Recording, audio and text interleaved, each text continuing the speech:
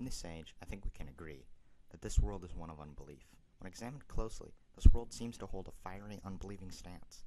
In addition to this, the world often has a greatly incorrect understanding of the Christian faith that degrades it.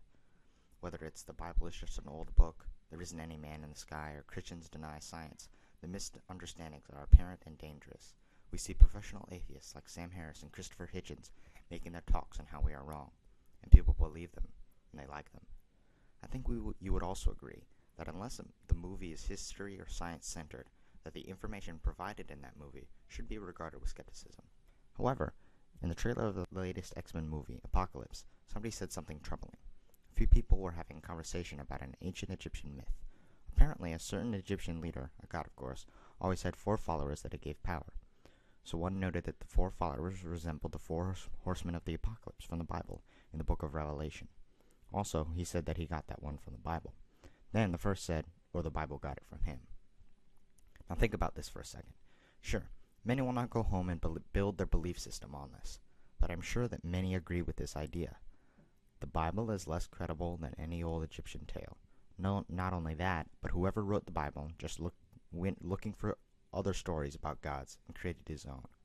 So, I've instituted Questions for Christians in an effort to bring light to the Christian faith, investigate the world's inquiries, and achieve answers to them. The project has 3 main goals: to clarify the Christian's belief, to coach the church in effective evangelism, and to create a strong community of believers in ministry.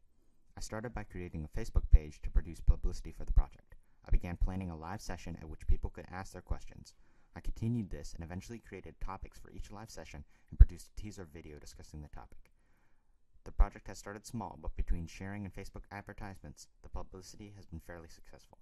Over the next few months, I plan to continue producing question-centered videos, bringing clarity to the unbelievers' questions and objections.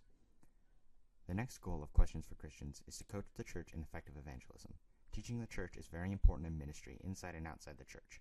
With every generation, people drift from the church if each individual does not commit themselves to the gospel.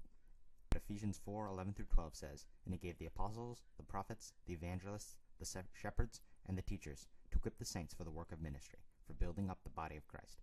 This is what I hope Questions for Christians is doing. The church must be equipped with evangelism to be built up, and I hope I am contributing to this. I started by meeting with the leaders of Hope PCA. We set up a time for the first teaching session, invited students from the youth group, and dove into the evangelistic books I had studied. 6 teaching sessions have been completed, covering 2 books by Jim Wilson. The third and final goal of Questions for Christians is to create a strong community of believers in ministry.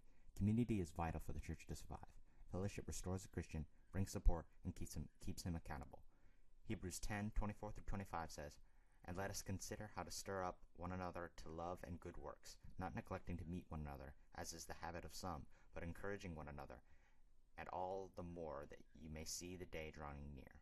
There are many small groups and Bible studies in the church already, but Questions for Christians will be a ministry and evangelism-centered group. So Questions for Christians: investigating inquiries and achieving answers, to clarify the beliefs of the Christian, to coach the members of the church in effective evangelism, to create a strong community of believers in ministry. If you have any questions, comment below or send me an email at questionsforchristians777@gmail.com. Thank you.